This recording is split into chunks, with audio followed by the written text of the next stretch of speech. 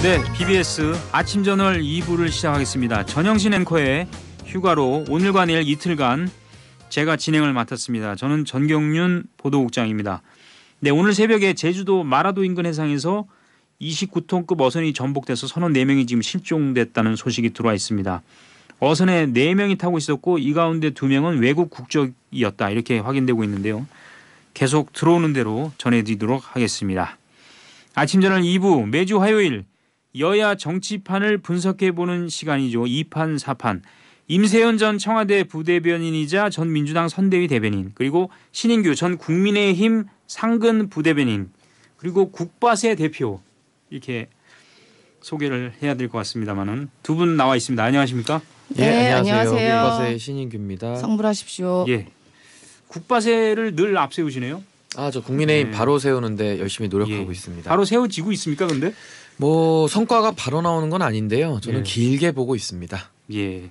너무 길게 보시는 거 아닌지. 네. 자, 바로 들어가겠습니다. 첫째 판이 이게 이 안보 문제, 안보 얘기, 북핵 문제. 지금 북한이 핵실험을 할 것이다. 7차 핵실험을 할 것이다. 이런 얘기들이 많이 나오고 임세현 부대변인 대변인께 여쭤보겠는데요. 네.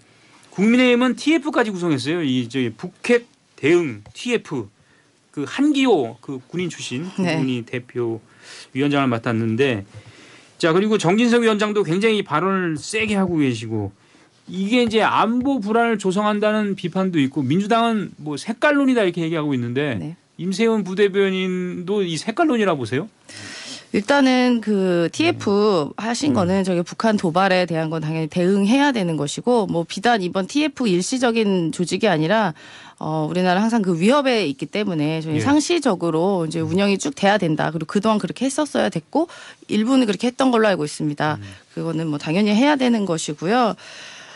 저희는 이게 계속 이제 자꾸 이제 한 30년 전에 되돌아가는 것 같아요. 최근에 이제 새마을 운동 관련해 무슨 행사를 보고 저는 최근에 찍은 사진인지 몰랐습니다. 너무 오래된 그 옛날에 그 새마을 운동 얘기부터 해서 무슨 교련 수업 부활하느니 뭐 너무 자꾸 옛날에 뭐 무슨 일제고사 부활이니 해서 자꾸 과거의 것들을 자꾸 끄집어내는 것 같아요. 2022년에. 지금 그런 건 다 이제 시대적으로 이미 다 물 건너간 이야기인데 옛날 얘기를 꺼내는 것 자체가 지금 집권 여당이 여러 가지로 좀 여러 문제에 봉착해 있다라고 생각합니다. 그러다 보니까 이제 이 자꾸 뭐 북한 이야기나 뭐 이렇게 강한 발언들이 나오는 거라고 저는 보여지는데요. 특히 이제 정부 여당이 최근에까지도 이제 집안 싸움 등에 이제 매몰리다 보니까 여러 가지 이제 민생 경제 이슈 등에 대해서 좀 소홀히 하고 또 관심을 안 가졌다라는 국민적인 비판이 있습니다. 그리고 이제 대통령도 본인께서 말씀하시기를 대통령이 처음이라 미숙하다라고 말은 하셨지만 뭐 정부도 또 이제 경제, 외교, 안보적으로 지금이 매우 어려운 시기, 지금 국가적으로 매우 어려운 시기잖아요. 근데 이제 여러 가지 그 시기 중에 어느 하나 해결할 능력이 좀 보여지지도 않고 앞으로의 계획도 우리가 잘 모르겠고 또 그런 의지도 솔직히 보이지가 않습니다. 그런 외교 현장에서도 이제 이런 잦은 실수 등을 비롯해서요. 그래서 그런 잦은 실수들과 뭐 이런 대통령과 대통령 본인과 가족 관련된 논란, 그리고 최근에도 계속 나오는 청와대 이전 관련된 갖가지 의혹과 세금 낭비들이 인수위부터 지금까지 끊이지 않고 계속 나오다 보니까 사실 지금 윤석열 정부 윤석열 대통령 본인 자체도 어디서부터 수습을 해야 할지 모를 것 같아요. 이걸 어디서부터 건들고 어디서부터 수습하고 해결해야 될 걸 잃어버린 듯한, 그러다 보니 그런 국민적 비판과 그런 게 또 지지율로도 보여지기 때문에 이럴 땐 이슈를 또 다른 데로 돌려야 이제 국민의 비판에서 조금 멀어질 수 있지 않겠습니까? 그래서 우리가 또 굉장히 민감한 게 뭐 한국과 일본은 축구를 해도 무조건 이겨야 되는 만큼 일본에 대해서 또 민감하잖아요. 그러다 보니까 일본 관련된 문제, 그리고 또 우리가 이제 상시적으로 위협이 되고 있는 북한, 또 가장 편하게 또 우리가 비판도 할 수 있고 여러 가지 또 뭐 이렇게 편하게 말할 수 있는 게 또 북한이기 때문에 오히려 그런 부분 이슈를 만들고 있는 건 아닌가, 저희는 보여지고 있습니다. 예. 임세현 대변인 얘기는 북한을 지금 굉장히 이용하고 있다, 국민의힘이. 그러니까 안보 불안이라든지 위협을 좀 부풀리고 있다, 뭐 이렇게 해석할 수 있는. 지금 상황보다 더 큰일 났다 뭐 이런 식으로. 물론 상황도 심각하긴 합니다만 좀 과거를 되돌아보면 저희가 뭐 문재인 정부 시절이나 이럴 때 저희 평화에 대해서 뭐 서로 협력도 하고 회의도 하지 않았습니까? 근데 그 전, 그러니까 문재인 정부 그 이전을 보면 우리가 지금 주식시장 같은 경우 예를 들면요. 북한에서 핵실험이나 조그만 뭐 미사일 조그만 거 실험 하나만 다음날 정말 폭락을 했습니다. 국민들이 매우 불안해했고 군대를 보낸 어머니들이 어떡하냐 하면서 굉장히 불안에 떨어는 모습이 있었는데 사실 문재인 정부 들어서는 그런 거는 없었어요. 그만큼 좀 저쪽에서 뭐 실험 좀 하든 아니 뭐 별일 있겠어라는 그런 안도감이 있었던 거는 그래도 문재인 정부에서 어느 정도 이런 평화에 대한 안정감을 좀 줬던 면이 있지 않아 있는데 지금의 상황은 사실 대통령 스스로가 먼저 선제 타격을 이야기하고 북한에 대해서 버르장머리 없다는 등의 여러 가지 이야기를 하다 보니까 국민 자체도 좀 불안할 수도 있는 거죠. 저기서 뭔가 발생하면. 그럼 신인규 변호사 우리 대변인께서 보시기에는 이게 강대강으로 너무 나가는 거는 오히려 더 긴장을 고조시킬 수 있다. 이렇게 보세요? 저는 사실 문재인 정부 시절에 핵 억지에 대해서 완전히 실패했다고 저는 생각을 합니다. 그리고 무원칙적인 대화, 그러니까 일방적으로 북한에 끌려다니던 대화의 모습이 결국 핵 저지도 실패했고 남북연락 공동사무소 같은 경우는 폭파하면서 그냥 끝이 난 겁니다. 그래서 저는 사실 아무리 평화무새처럼 평화만 외친다고 해서 국제관계에서 특히 이런 북한이 지금 7차 핵실험까지도 앞두고 있는 상황 속에서 그냥 평화가 선물로 주어지지 않거든요. 그러니까 아무래도 이런 안보 태세라든지 북한에 대해서도 전략적인 태도를 취해야 되는 것이고 외교관계에서도 상당히 좀 지혜를 모아야 될 그런 시점이다. 그렇기 때문에 저는 사실 집권 여당에 대해서 뭐 민주당에서 이렇게 오해를 하시면은 참 오해를 벗겨드리고 싶은데 이거 안보 불안을 자극해가지고 정부가 얻을 이익이 뭐가 있으며 국민들이 다 불안해하는데 그거를 부추기는 정부가 말이 되겠습니까? 그래서 저는 사실 이것은 표로 연결도 안 되고요. 그럴 의도도 없다. 이렇게 일단 보고요.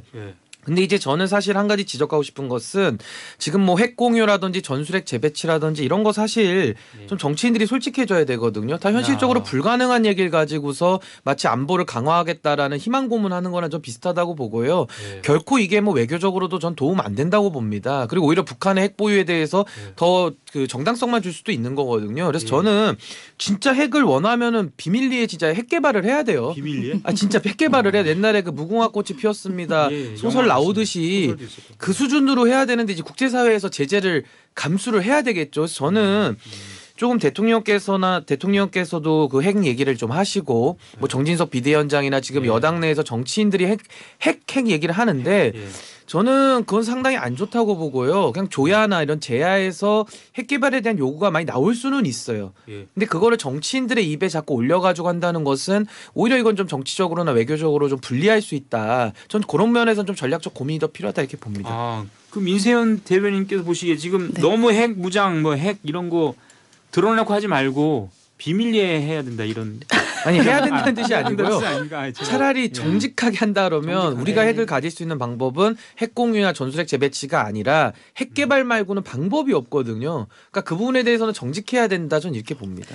그러니까 그 뭐 답답하신 말씀에 이야기하신 거라고 저는 보여지는데 지금 말씀하신 것처럼 지금 국민의힘이 주장하는 그런 뭐 핵 보유를 해야 된다의 등에 대해서는 뭐 당연히 이게 불가능하잖아. 현실적으로 당연히 불가능한 거 본인들도 알고 우리도 알고 다 알 겁니다. 그리고 그렇게 되려면 이제 NTP 탈퇴를 해야 되고 그러다 보면 우리가 각종 경제 제재나 금융 제재를 받다 보면 고립될 수밖에 없는 거거든요. 우리나라가 수출과 이제 무역으로 먹고 사는 나라인데 핵 개발하겠다고 북한의 이제 뭐 이런 도발에 대해서 우리가 억제해 보겠다고 우리가 서로 핵을 가지자. 그러면 이제 다 죽자는 말밖에 더 되겠습니까? 우리 뭐 먹고 살아야 돼요. 그게 다 제재 받으면. 그리고 당장 우리랑 가장 강한 한미 동맹부터 깨질 겁니다. 미국은 가만히 있겠습니까? 예전에 언제 노무현 정부 시절인가요? 핵 연료를 잠깐 실험했던 것만으로도 미국에서 가만히 있지 않았었던 상황을 다시 되돌아본다면 이런 말씀하신 모든 사안에 대해서는 현실적으로는 그걸 현실적으로 가능하다 생각한다면 조금 다시 되돌아보셔야 될 것 같고요. 현실적으로 안 된다는 거는 알기 때문에 이야기를 하신 것 같습니다. 그래서 제가 여기다가도 말 조금만 보태자면은 조금만 보태세요. 예. 핵 개발이나 이런 핵 얘기는 저는 그 시민사회나 국민들이 얘기할 수는 있다고 봅니다. 그러면 우리 정부나 외교 담당자들은 그런 여론들을 등에 업고 미국에 대해서 우리가 사실 핵 대 핵으로만 꼭 해야 될 건 아니고 다른 가지 전략자산 재배치라든지 다른 방법들을 통해서도 할 수 있기 때문에 조금은 이걸 정치인들 입에서 핵이 나오기보다는 좀 전략적으로 이걸 좀 잘 활용할 필요가 있다. 저는 이렇게 봅니다. 예. 근데 북한은 우리보다는 미국을 계속 보고 있는 것 같아요. 그렇죠. 미국이 키를 쥐고 있다고 생각하고 우리는 그냥 새들어 사는 사람 같이 취급하니까. 그렇죠. 결국 이제 모든 도발의 기본은 우리나라를 향한 것도 일부는 있겠지만 대부분 이제 미국을 향한 도발이 대부분이기 때문에 미국도 사실 그 부분에 대해서 알고 있고 그래서 이제 한미 공조 이제 동맹이 끈끈하게 이루어지고 있습니다. 그래서 현재 상황으로도 한미가 이제 매우 끈끈하게 이루어지고 미국의 도발에 대해서도 우리가 강한 군사력, 미국의 또 강한 군사력으로 대처를 하고 있습니다. 그래서 자꾸 이제 좀 호도하듯이 뭐 핵이면 다 해결될 것 같다는 거는 이제 국민을 좀 호도하는 거고 그 현실적으로 불가능하다는 건 서로 알기 때문에 좀 국민을 속이는 일을 안 했으면 좋겠습니다. 예. 우리 부대변인 경제 전문가인 줄 알았더니 또 핵 문제도 상당히 그 이해가 깊으시군요. 다음 판으로 넘어가겠습니다. 이제 신인규 대표님께 여쭤보겠는데요. 서해 공무원 피격 사건 이것은 아까도 이제 인터뷰에서도 얘기 나왔습니다만은 사건의 진상 파악이 더 우선이다. 뭐 절차니 뭐 이거는 야당 주장이긴 합니다만 또 계속 뭐 월북을 사실상 의도한 게 아니냐라는 또 이제 그거 갖고 또 논란이 있는데 지금 감사원의 이런 여러 가지 행동, 절차, 뭐 발표 이런 거에 대해서는 어떻게 보세요, 신인규 부대변인? 저는 사실 이 사건이 촉발된 계기를 보면요, 사실 한 공무원이 그 서해 바다에서 북한에 의해서 살해를 당했고요. 네. 그리고 시신까지 소외를 당한 사건입니다. 근데 그것도 참 비참하고 참 안타까운 일이지만은 대한민국 정부가 대한민국 공직자가 그렇게 죽었는데 거기에 대해서 뭔가 그 적절한 조치를 안 했다는 게 첫 번째고 두 번째는 그 사실에 대해서 축소 은폐했다는 게 두 번째고 세 번째는 심지어 월북을 했다라고까지 규정을 지어서 발표를 한 겁니다. 그때 당시 말입니다. 네. 그래서 이 부분에 대해서 지금 정권이 바뀌었죠. 바뀌고 유족들은 늘 억울하다고 해왔습니다. 뭐 심지어 그 아드님께서는 윤석열 대통령 후보 시절에 뭐 편지까지 써서 이렇게 억울함을 호소하기도 했는데요. 근데 여기에 대해서 이제 조사를 하고 하는 거 저는 당연히 밝혀줘야죠. 그리고 좀 민주당도 여기에는 반대 안 할 거라고 봅니다. 아니, 사람의 생명 앞에서 진영이 어디 있겠습니까? 그런데 이제 사실은 저는 문재인 대통령까지도 뭐 조사를 다 할 수는 있다고 저는 생각을 해요. 뭐 성역은 없으니까요. 심지어 전직 대통령 구속까지 시키지 않았습니까? 그런데 이제 뭐가 문제냐면은 감사원이 정쟁의 한복판에 뛰어든 겁니다. 저는 그게 좀 문제입니다. 그러니까 예를 들면 감사원은 감사원의 일을 하면 되는 일이고 정부는 정부의 일을 하면서 독립적으로 운영이 됐으면 이런 오해를 안 받았을 텐데 예를 들면 유병호 사무총장이 이관섭 수석하고 뭐 문자를 한다거나 뭐 여러 가지 친밀한 표시들이 오고 간다거나 이러다 보니까 지금 불필요한 오해를 받고 있거든요. 그래서 저는 이거 당연히 해야 되는 일이고요. 그 감사원이 지금 누가 하겠습니까? 근데 하는 건데 이것에 대한 그 절차나 그런 행동들이 너무나 좀 아마추어적이다. 저 이런 부분들은 너무 매우 안타깝게 생각하고 오히려 이것은 진실에 접근하는 데 도움이 안 되는 행동들이다. 그래서 저는 민주당도 여기에 대해서는 물론 오해가 있을 수는 있겠지만은 그 진실을 밝히자라는 대의에 대해서는 반대를 못할 것이고 반대한다 그러면은 다른 대안은 제시해야 될 겁니다. 예. 이 감사원 중간 감사 결과를 보면은 자진 월북이라고 또 단정하기도 어렵다라는 이제 얘기 같아요. 임세영 부대님이. 근데 왜 그렇게 발표했느냐 이게 비판인 것 같은데. 네, 그 당시 이제 2년 전 상황이거든요. 이제 그때를 이제 복귀를 해 보면 그 당시에 이제 북한에 뭐 우리나라 국민 한 분이 이제 가셨다 그래가지고 이제 뭔가 피살의 의혹이 있다라는 게 이제 얘기가 시작이었고 그러다가 타고 올라가다 보니 이분이 이제 어업 지도선을 했던 그 공무원이셨고 여러 정황들을 이제 분석을 했습니다. 이제 그 당시에는 이제 이게 우리가 착각하는 게요. 북한의 해협이라는 것은 그 해협이 우리나라에서 보이지가 않아요. 너무 먼 망망대해에 있는 바다입니다. 그것도 밤이면 아예 볼 수가 없는 상황이고 이 정보를 이제 공유를 했던 건 이제 미국과 함께 이제 공유를 했던 전략 정보, 이제 이런 SI 정보라는 것을 통해서 갖가지 이런 정보 상황을 통해서 그러니까 겨우 정보를 만들어서 듣고 확인한 것이 그 정보예요. 그러니까 착각한 게 우리가 이걸 CCTV 보듯이 그 사람이 빠지고 있고 북한에 갔고 거기서 총살 당했고 이거를 실시간으로 CCTV 보듯이 한 게 아닙니다. 그러니까 조각 이렇게 가여 있는 정보를 합산해서 그러한 정보 형태를 만든 거죠. 덩어리를요. 그래서 이제 그동안 3시간 동안 문 대통령 뭐 했냐라고 이제 국민의힘에서는 의도하는데 그 정보를 만드는 과정이 바로 이 3시간에 있었던 겁니다. 그러면은 아무것도 아닌 조각의 날 정보를 예를 들면 우리가 어디 직장 상사한테 보고할 때도 아무것도 아닌 날 정보 갖고 오면 혼나지 않습니까? 근데 더더군다나 가장 이렇게 중요한 안보적인 상황이 연결돼 있는 이런 첩보, 그다음 미국과 공조원에서 만든 되게 비밀 정보를 그거를 여러 가지로 종합해서 결론 안 내고 대통령한테 보고할 수는 없는 일이거든요. 그렇기 때문에 그거는 보고하는 기간이었다라고 저희는 보여지고 저희가 이걸 축소 은폐하고 조치를 안 한 게 아니라 그런 정보들을 낱낱이 다 조사를 하고 그 당시에 국민의힘에서 의문을 제시한 부분에 대해서 이게 너무나 민감하고 미국 측에서도 정보에 대해서 이게 우리가 이걸 사실 이 정보를 다 까는 순간은 모든 안보 상황의 정보를 어떻게 취합하는지가 적국에 알려질 수 있는 상황이기 때문에 굉장히 예민한 것이거든요. 그래서 그 당시 국방위원들만 한정해서 이 정보를 공유를 했고 그래서 그 당시에 간사였던 국민의힘 한기호 의원도 이 정보와 이 판단에 대해서 존중했습니다. 월북이 맞을 것 같다라는 이야기를 여러 번 하셨어요. 그래서 그 당시의 정보 말고는 더 이상 달라진 게 지금은 없습니다. 지금은 한자 이야기 나오셨는데요. 그 당시에는 이런 뭐 한자가 적힌 뭐 이 구명조끼 이런 얘기는 그 어느 정보 기관과 정보를 통해서도 나온 적이 없습니다. 그래서 저는 이 한자가 어디서 나왔는지 이번에 툭 튀어나오는데 저는 이것도 어떻게 나왔는지에 대한 경위도 조사를 해야 될 부분이라 생각하는데 그러니까 이거잖아요. 한자가 적힌 구명조끼가 증거가 나왔는데 그걸 숨겼다. 근데 그 당시에는 그런 구명조끼가 아예 있지도 존재하지도 않았기 때문에 숨겼던 사실 자체가 이제 해당 사항이 없는 거고요. 그리고 그 당시에도 구명조끼가 이제 구명조끼 입고 뭐 이렇게 내렸기 때문에 이게 월북의 정황이다라고 이제 이야기를 하는데 그래서 그 이후에 구명조끼에 대한 그 수량에 대한 체크를 했었습니다. 근데 이게 신품, 국품에 대해서 이제 명확하게 이게 일련 번호들이 정확하지 않아서 사실 수량 체크가 약간 어려웠던 부분이어서 그 이후에는 이런 어업선에 대해서 이런 구명조끼나 이런 물품에 대한 그 관리를 철저히 하라는 지시가 내려져 왔는데 그래서 이번에 한자가 적힌 구명조끼가 발견됐다. 그러니까 결국은 이거잖아요. 그러니까 그러니까 중국 어선에 의해 구출이 됐었다는 얘기잖아요. 그러면은 궁금한 거. 그렇게 해서 구출이 됐으면은 대한민국으로 내려와야죠. 왜 다시 물에 빠집니까? 그러니까 그런 것도 의문이 해소되지 않는 거잖아요. 구명조끼에서 북한에서 중국에서 어선에서 구출을 해서 그걸 또 입었어요.